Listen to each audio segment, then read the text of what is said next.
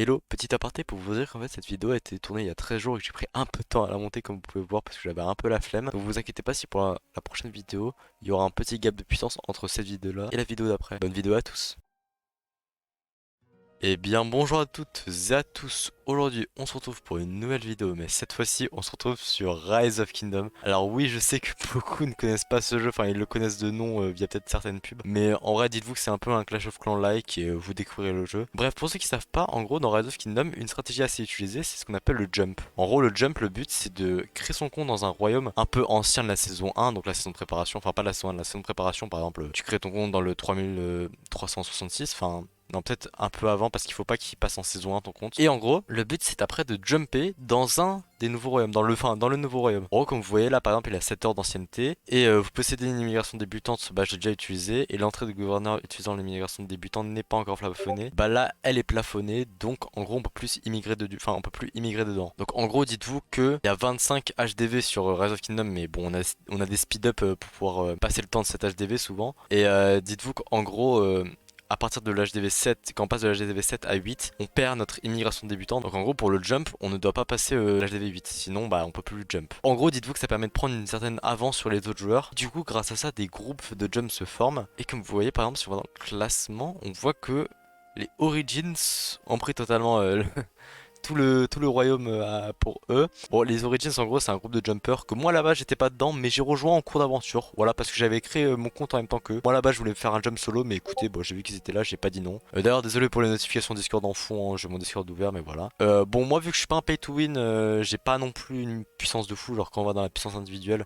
Bon je suis top 357 mais voilà donc bon à la base j'étais dans Orbi, après je suis passé dans Orvi.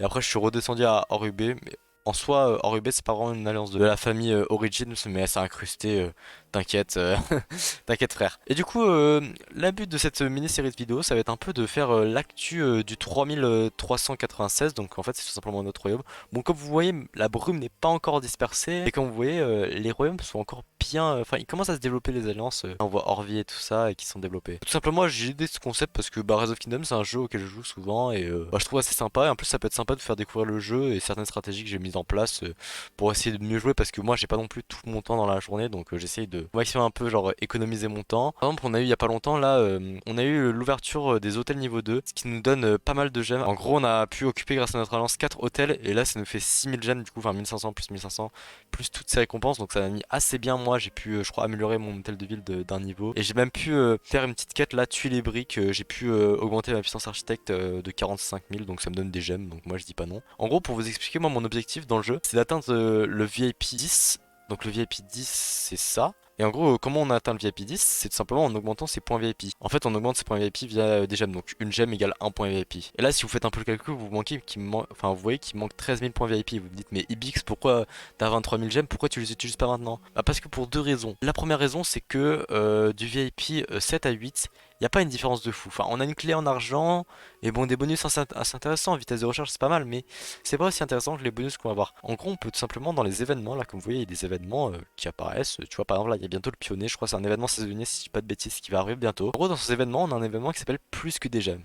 Plus que des gemmes, c'est un événement qui s'étale sur 2 jours et qui donne des récompenses quand on dépense nos gemmes. Donc en fait, j'ai intérêt à pas tout de suite dépenser mes gemmes et attendre cet événement pour pouvoir dépenser toutes mes gemmes et avoir un maximum de récompenses. Sinon, revenons-en aux actus du 3096, car c'est comme ça que je veux faire dans la plupart du temps. Donc pour ceux qui ne le savent pas, le 3096 du coup bah enfin c'est bel et bien un royaume de jumper. Et alors comme vous voyez, il y a un petit royaume qui s'appelle Or-LG. Qu'est-ce que c'est que Or-LG? On voit qu'elle a une toute petite forteresse et qu'elle a quand même 68 membres. Alors je sais pas pourquoi elle a autant...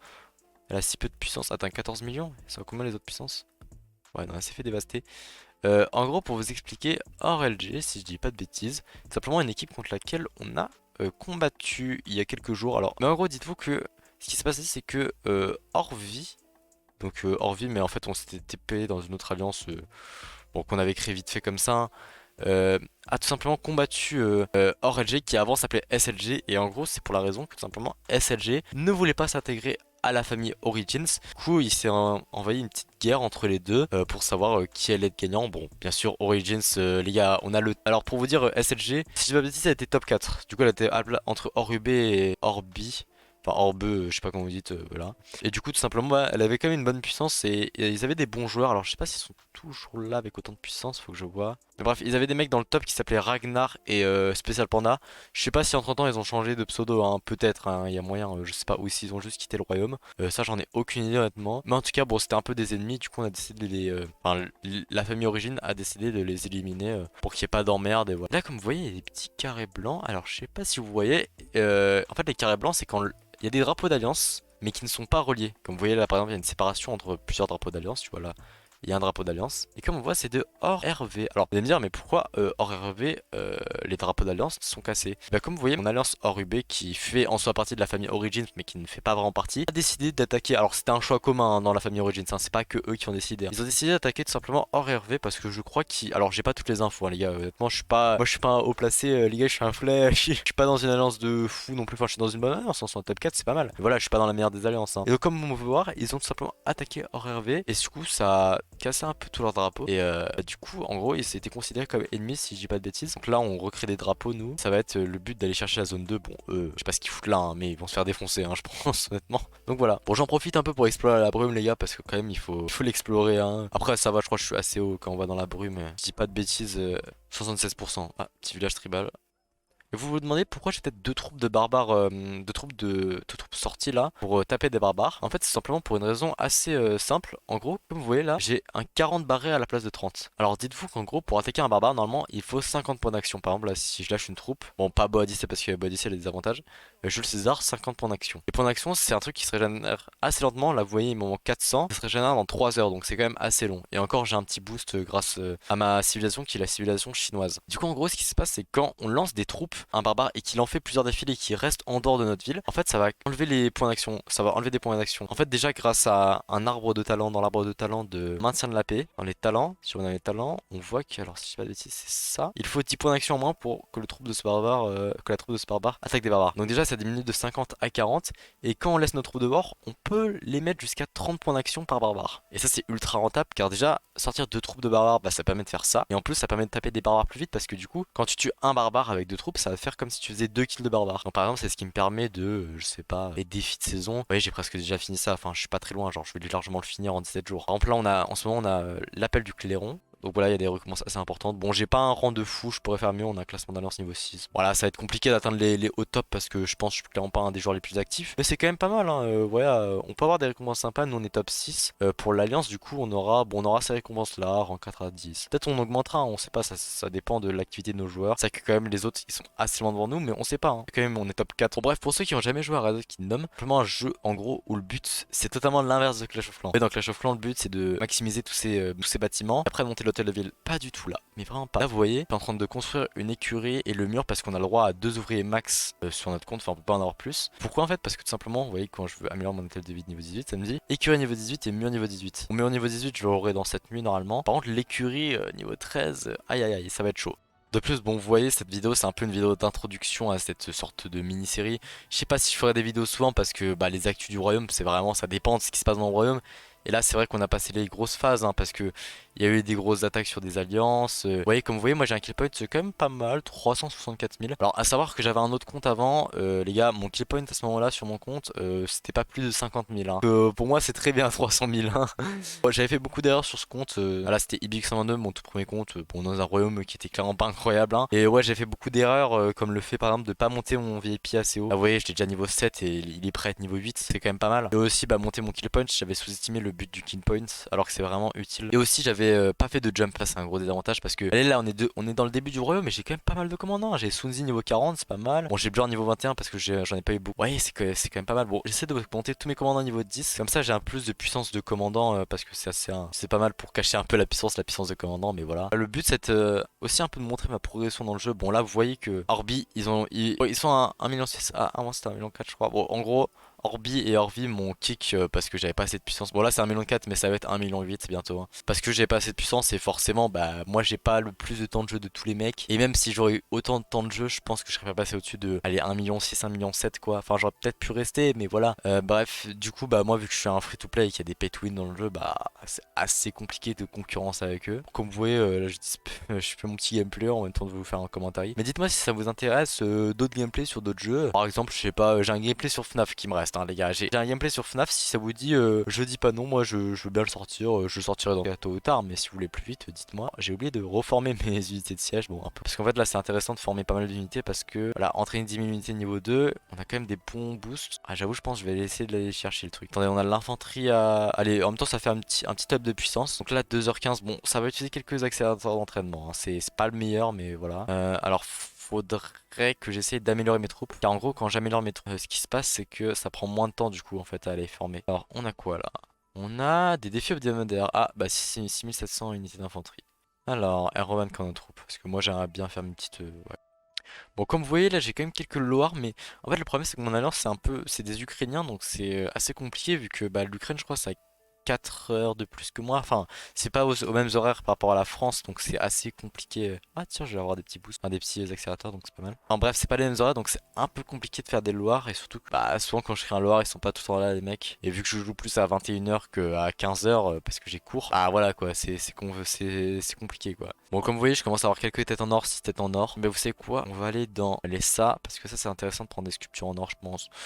Je sais pas si c'est le plus rentable, mais ça me paraît pas ultra rentable ça. Après, les sculptures épiques c'est intéressant au début, mais je pense que les sculptures légendaires c'est très intéressant. Parce que justement, en fait, j'ai pas expliqué, mais le but du VIP 10 en fait, c'est simplement. Regardez, là on a VIP 7, donc on peut voir que j'ai une sculpture de commande épique et c'est journalier, hein, donc ça revient dans 4 heures. Là, je tourne la vidéo, il est 20h, 21h à peu près, enfin, donc ça revient à 1 heure en gros, en minute essai. Et en fait, le VIP 10, chaque jour j'aurai une sculpture de commandant légendaire et en plus une clé en or. Alors là c'est vraiment le jackpot parce que tu passes de 2 sculptures commandant épiques et une clé en argent à ça, donc c'est incroyable. Parce qu'en gros les sculptures de commandant en or, enfin comme on le voit là par exemple, regardez, quête journalière, ça nous donne, bon on le voit pas trop mais c'est des sculptures de commandant épiques, ça vous de me croire, 3 pour l'instant. Je crois que ça va peut-être évoluer un peu avec le temps, mais bon bref. En gros c'est pas le plus rentable, c'est pas, non c'est pas enfin ça me donne des récompenses, c'est sympa quand même 3 sculptures de commandant épique. Mais c'est pas non plus le meilleur, genre si on peut avoir une sculpture de commandant légendaire ça peut être pas mal. Et du coup c'est compliqué d'avoir des sculptures de commandant légendaire. Par exemple comme je vous l'ai dit, il y avait des événements où on doit dépenser des gemmes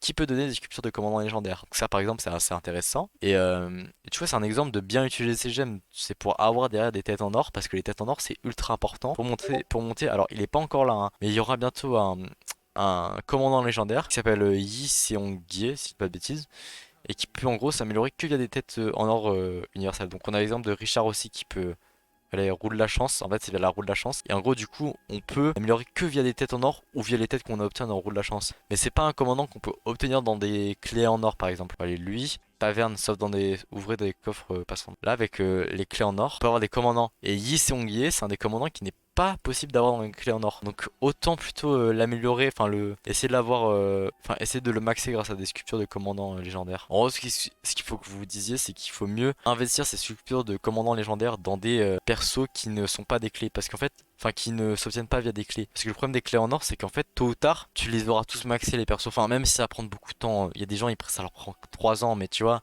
ça peut-être te prendre 3 ans ou je sais pas combien de temps mais tu vois dans tous les cas c'est pas un investissement rentable et surtout ils deviennent vite useless comme on dit, enfin ils deviennent vite inutiles. Donc c'est pas le plus important de se focus sur les commandants de clés, surtout que bon allez, bon, Ethelflaed c'est pas un commandant de clé parce que comme on voit là c'est que via l'expédition. Mais par exemple le César, Virus, voilà c'est des commandants de clés. Mais par exemple Charles Martel c'est un des seuls commandants de clés je pense à peu près important je crois. Mermaid aussi je crois il est important si j'ai pas de bêtises. Et bon KO pour certains aussi il est important mais enfin au bout d'un moment ils deviennent un peu useless, c'est-à-dire enfin inutiles quoi, donc c'est pas non plus le plus utile. Et du coup vous allez me dire mais pourquoi tu fais tout ça Ibix, ça sert à quoi tout simplement de, en fait, de monter ses commandes, tout ça, bon bien sûr ça sert à monter sa puissance pour flex un peu, hein, juste pour ça, mais ça sert aussi à monter son compte, genre comme dans Clash of Clans tu me dis ça sert à quoi de faire ça, bah c'est pour tu vois monter un peu son village tout ça. Ça sert aussi pour un événement qui s'appelle le KVK1. Alors comme on l'a vu, si j'ai pas de bêtises, voilà comme on l'a vu dans le royaume, on a vu les saisons 1, alors en gros on a ce qu'on appelle le KVK, KVK Kingdom versus Kingdom. Donc, en fait ça s'appelle le royaume perdu aussi, en français je crois. En fait, alors je sais pas si on peut aller sur la map, mais voilà. Alors en gros le but c'est que 4 royaumes, pendant le cas avec un, 4 royaumes vont venir s'affronter. Donc là on peut le voir par exemple, en gros les 4 royaumes faut dire qu'ils sont sur les 4 coins de la map. Et après tu vois, ils vont vers une zone, et après à la fin ça se fight ici, et voilà. Enfin des fois ça se fight un peu sur les côtés aussi. Donc voilà. En gros le but c'est du coup que 4 royaumes se combattent entre eux pour qu'à la fin ils gagnent plusieurs récompenses, par exemple des têtes en or légendaires. Par exemple un exemple de récompense, hein. Il y a plein de récompenses qui existent, je pourrais pas tous vous les citer honnêtement, je pense que je les connais pas tous. Du coup voilà, le but c'est un peu de gagner, le but final de Rise of Kingdom serait de gagner tous les KVK je dirais, même si bon voilà, c'est aussi de prendre du plaisir bien sûr sur le jeu, hein, ce serait ça un peu. Alors là en gros ce que j'essaie de faire c'est de remplir chaque condition, de essayer au moins d'atteindre 10 000 unités de niveau 2. Alors désolé des notifications Discord en fond, hein. On ping sur Discord comme on dit, voilà. Bon allez, on va entraîner des béliers les gars, j'aurais jamais cru faire ça. Bah attends, je crois que je vais juste en entraîner un peu. Si j'avais cru un jour que j'aurais speed up pour des unités de siège, parce que les unités de siège c'est pour la récolte donc c'est pas ultra rentable. Encore moins des unités de siège niveau 2, personne fait ça, enfin, ça n'a aucun sens limite. Bon en plus ça me permet un peu d'augmenter ma puissance parce que là, comme vous voyez j'ai un truc augmenter la puissance à 1,5 million et bah je l'ai pas encore. Voilà voilà. Oh là, alors là on a beaucoup de trucs, des villages tribaux. Je sais pas si on dit village tribaux ou village tribal.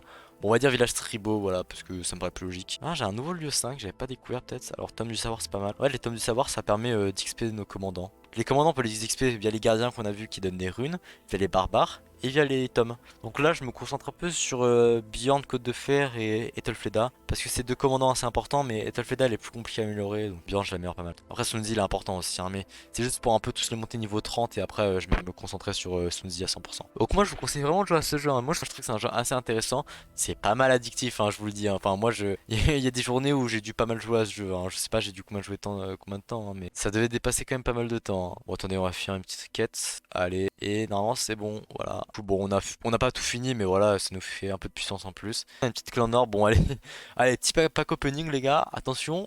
Et. Oh, de légendaire! Oh! Alors Cacao c'est pas mal, enfin j'aimerais bien l'avoir quand même pour avoir un peu de plus de puissance parce que la puissance de commandant c'est sympa. Et des petits accélérateurs comme ça, bon bah c'est pas mal, hein. Pas le meilleur coffre, j'ai déjà eu des coffres meilleurs, attendez je vais essayer de vous retrouver ça. Voilà par exemple un exemple de coffre que j'avais eu à un moment, donc c'est quand même pas mal, hein, ce coffre là. On a un commandant légendaire directement, une sculpture de lumière et des sculptures de Frédéric, bon c'est quand même pas mal. Si, il y a une chose assez intéressante, comme vous avez vu tout à l'heure, il y avait un perso que je vous ai parlé, c'est Ethelfleda. En fait, ça s'améliore via l'expédition. Bon, l'expédition, c'est simplement un peu comme, on pourrait dire, le truc du gobelin là dans la Clash of Clans. Enfin, bref, c'est un peu un mode solo quoi sur le jeu, on pourrait dire. En fait, le but, c'est de battre des troupes ennemies. Donc, on peut faire un exemple. Alors, les autres trucs, cherchez pas, hein, je vais mourir face à ça, hein. Ça, je vais gagner. Mais faut que j'essaie de remplir les trois étoiles là. On va essayer de le faire. Ok, bah c'est parfait. Éliminer tous les ennemis, terminer la mission en 80 secondes et tous les commandants ont survécu. Donc, j'ai mis mes troupes d'une façon assez spéciale pour que mon Sunzi soit devant. Et faut faire gaffe parce que Loire a une. Putain, merde. Loire a une meilleure vitesse de marche que Sunzi. Mais bon, là c'est bon. Alors je vais concentrer mes troupes sur une même troupe. Alors je sais pas si c'est la meilleure stratégie. Dites-moi si c'est la meilleure stratégie ou pas. Parce que moi ils disent qu'il y a un petit boost quand je concentre mes troupes sur une troupe. Donc je me dis autant faire ça. Tu vois, comme ça la tue plus vite. Et après je dirais sur Jules César, l'autre Jules César. Parce que Jules César c'est assez compliqué à tuer. Donc faut que je finisse en 80 secondes les gars. Donc c'est assez compliqué. J'ai raté les dernières fois. Enfin, j'arrivais pas à faire en 80 secondes. Voilà. J'espère que je vais réussir là. Ça ferait chier. Là je vais aller sur l'autre Jules César. Parce que là le Jules César il est carrément mort. Donc ça sert plus à grand chose de le taper. Alors Jeanne d'Arc, faut faire gaffe parce qu'elle tank bien. Bon, mon Sunzi, j'espère qu'il meurt pas. Bon, normalement, il devra pas mourir. Allez, je parle Loire sur Jeanne d'Arc parce que Sunzi va pouvoir s'en occuper. Oh, j'espère que mon Sunzi il meurt pas, hein. 1700, 12 secondes, les gars, ça va être short. Ça va être short, ça va être short. 5 secondes. Ah, je crois que c'est foutu. Ah, c'est foutu, malheureusement. Bon, je suis pas loin. Ah merde, mon Loire n'attaque plus personne. Attendez, mais depuis tout à l'heure, mon Loire n'attaque personne? Non, c'est pas possible. Bon, aussi, je suis en train de faire l'académie. Donc, l'académie, c'est les recherches qui permettent du coup de développer ces unités. Parce qu'en gros, les unités, on a 5 niveaux différents. Donc les T1, les T2, les T3, les T4, les T5. Du coup, bah, tout simplement, l'académie, ça permet de débloquer des nouvelles unités comme là, les T3. Bon, ça sert pas à grand chose, hein, les T3, hein, Mangono. Parce que nous, on veut que les T1 pour les béliers. Parce que en gros, dites-vous que les T1, bon là, on les voit pas, mais en gros, les T1, c'est plus rapide, ça coûte moins à construire, donc c'est plus important. Bon, ça donne juste moins de puissance, je crois, si je dis pas de bêtises, mais voilà, c'est quand même intéressant. Après, on est obligé d'avoir les T3 pour débloquer les autres trucs comme camouflage. Après, derrière, débloquer les T4 et les T5. Bon, 150 000 de puissance, putain, ça va être pas mal quand même. D'ailleurs j'ai une petite strat pour les T4, je garde mon accélérateur de 7 jours pour tout simplement pour choper les T4 parce que les T4 ça dure 14 jours. Bon bah je vais pas utiliser ça parce que ça va pas être rentable. Mais vous voyez que dans 30 minutes ce sera bon. Et là, on continue l'exploration de la brume. Parce qu'en gros, il y aura une chronique du royaume qui va enlever toute la brume. Et là, vous me dites, bah si ça enlève toute la brume, pourquoi tu t'emmerdes à l'explorer? Parce que en gros, justement, si t'as exploré la brume à ce moment-là de l'événement, tu reçois des récompenses. Et du coup, bah, si tu l'explores pas tout, bah, tu reçois pas les récompenses en question. En plus, ça permet d'explorer des cavernes qui peuvent donner des récompenses. Et c'est intéressant. Donc attendez, c'est là, c'est tous les blocs de brume.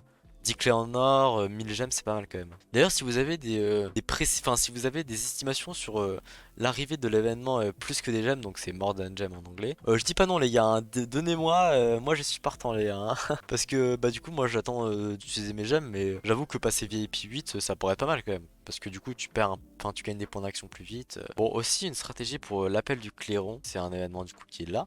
On peut voir que si on va dans le précision d'événement, on voit que de 13 à 15 c'est 40 points. Et là on peut pas aller plus haut de 14, genre dans 4 heures on pourra aller plus haut que 14. Du coup pour l'instant bah c'est de 13 à 15 donc on a intérêt à combattre que des barbares niveau 13. Puisque bah moi j'ai pas des troupes assez puissantes donc si je fais que des 14 au bout d'un moment j'aurais vraiment plus beaucoup. Je devrais genre je profiterai moins des 30 points d'action parce que là tu vois ça c'est reset à 40 au lieu de 30. Ah, faut que je fasse gaffe à ce que mon Loar arrive avant ma tireuse d'élite. Parce qu'en gros ma tireuse d'élite elle est moins forte que mon Loar. Et elle va plus vite. Alors ça c'est pour la raison un peu conne que j'ai pas amélioré une compétence chez Loar. Alors je vais bientôt l'améliorer hein. En fait j'ai pas pensé à améliorer ça qui gagne 3% de vitesse de marche. Alors que chez tireuse d'élite bah, elle est pas full hein.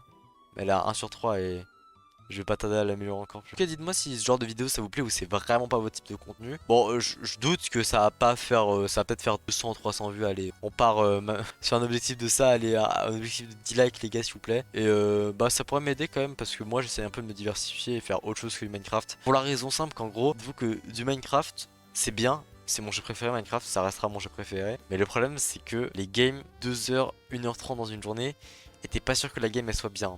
C'est assez compliqué de gérer entre ça et les cours donc surtout que les games dites-vous qu'elles se passent soit à 17h30 soit à 21h plus tard et 21h les gars vous faites une game elle dure 1h30 2h on se couche à c'est-à-dire qu'elle finit à 22h30 23h et moi vu que je traîne souvent plus sur mon PC bah je m'endors vers minuit 30 et si je me réveille à 7h bon bah 6 heures de sommeil c'est tenable sur un court terme mais sur un long terme c'est compliqué donc c'est la raison pourquoi je sors moins de vidéos. Bon c'est aussi parce que j'ai un peu la flemme ces derniers temps enfin que j'ai un peu moins la motivation mais j'essaie de là j'ai remonté un peu une vidéo par exemple donc normalement je vais essayer d'en sortir une Minecraft dans la semaine prochaine si j'ai pas de bêtises j'espère si je travaille en tout cas.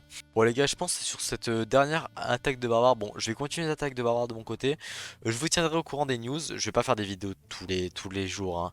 J'essaierai peut-être de temps en temps hein. Je pense je vais essayer d'en faire un max hein. Je vais peut-être tourner tous les jours. Mais je vais peut-être pas tourner forcément. Enfin je vais peut-être pas poster une vidéo toutes les semaines. Donc ça permettrait de faire du contenu assez diversifié. Donc là en vrai j'ai quand même 77 000 morts. Ça me fait pas mal de puissance ça je vous le dis hein. C'est une des raisons de pourquoi je suis plus dans Orvi et dans Orbi. Parce que du coup j'ai perdu pas mal de puissance et ça fait chier ça. Après je suis clairement pas un des pires hein. Je suis clairement top 357 mais dans tout groupe jump bon des free to play je dois être dans les meilleurs hein, je pense. Free to play c'est compliqué d'avoir plus que moi je pense. Enfin si il doit y avoir un 1,6 million ou 1,7 million quelques-uns je pense. Voilà attendez. Si on a les gens à 1,6 million vie par exemple, je sais pas 8 commandants. Bon il y a peut-être un monde où il est pas. On sait pas s'il peut être vraiment pay to win lui, mais voilà, il y a un monde où il est free to play quoi. Plus là dans le classement des mises à mort, bah, je suis pas mal, je suis 178ème. C'est pas mal. Bon, après, il y en a peut-être 8 millions. Aussi, j'ai une stratégie pour améliorer assez vite le VIP. Bon, j'ai pas trop commencé à la faire parce qu'il n'y a pas souvent de dépôt de gemmes. Les dépôts de gemmes, c'est un truc assez intéressant. Bon, là, ça donne que 10ème, mais au niveau 3, ça donne tout simplement. Ah, là, vous voyez, c'est un exemple de chain. Si vous avez vu, mais en gros, ma troupe de Loire. Attendez, je vais vous faire un exemple. En gros, Tsunzi, il a une compétence et un arc de cercle. Vous allez voir qu'en gros ça fait une sorte d'arc de cercle. Et grâce à cet arc de cercle là, vous avez vu, ça a pu toucher une autre troupe. Du coup en fait, bah du coup mon Loar a engagé une autre troupe. Et du coup bah ça permet de pas dépenser de points d'action tout en tuant. Donc ça c'est intéressant et ça permet d'économiser au maximum son point d'action. Donc là, alors est-ce que la troupe va s'étanquer? J'espère. Bon vous voyez là il y a la compétence de Loar et après... Ah non malheureusement, bon c'est la compétence juste après, croyez-moi. Moi je pense que c'est sur cette explication du chain que je vais vous quitter. J'espère que la vidéo vous aura plu, c'est un peu une sorte de semi-vidéo d'intro, en même temps de news du 3396 comme on a vu au début. Je vous tiendrai au courant. D'ailleurs si vous n'avez pas vu, je peux vous dire où sont les territoires. Donc là, ici on a tout hors... Ah non attends, si voilà. Donc on voit pas trop parce que là il y a une alliance de merde, hein, mais en fait elle est délimitée à l'alliance. En fait tout ça c'est Orbi, comme vous voulez, moi j'aime bien dire Orbi, on verrait dire peut-être Orbi. Donc c'est quand même assez grand, hein. Alors ça c'est pas Orbi par contre, mais voilà. Donc tout ça, donc elle a un territoire 1, 2, 3, 4, si je dis pas de bêtises, 4 hôtels niveau 2, non 3, non 4 hôtels niveau 2. Donc comme nous. Après là on a Orca mais on le voit pas trop. C'est Orca? J'ai un doute. Non, pas du tout. AWS c'est une grosse alliance. Voilà, c'est eux, ils sont là. Ah putain, ils sont là, Orca. Ah ouais, ils sont des terrains. Orca c'est l'alliance top 1 pour ceux qui savent pas. Et du coup, on a là-bas, on a Orvi qui est quand même bien développé. Hein. 1, 2, 3, 4 territoires. Bon, je crois qu'on a tous à peu près 4 territoires. Peut-être Orca ils en ont un cinquième, je suis pas sûr. Je dis ça, je dis rien. Bon, en tout cas, j'espère que la vidéo vous a plu. Moi, je compte peut-être en refaire quelques-unes. Peut-être, tu vois, s'il y aura des arcs d'Osiris, je ferai ça sous un commentaire. Pour ceux qui savent pas, l'arc d'Osiris, c'est un truc dans l'expédition qui est pas tout de suite là, mais... Ah non, c'est tombeau d'Osiris. Arc d'Osiris, c'est plus tard. Bref, tombeau d'Osiris. Et voilà, c'est un truc assez intéressant. C'est un événement où il y a beaucoup de fights. Après, il y aurait d'autres choses. Hein. Il y a aussi un truc qui ressemble un peu à League of Legends où il y a de la capture de drapeau. Je vous mettrai un screen à l'écran.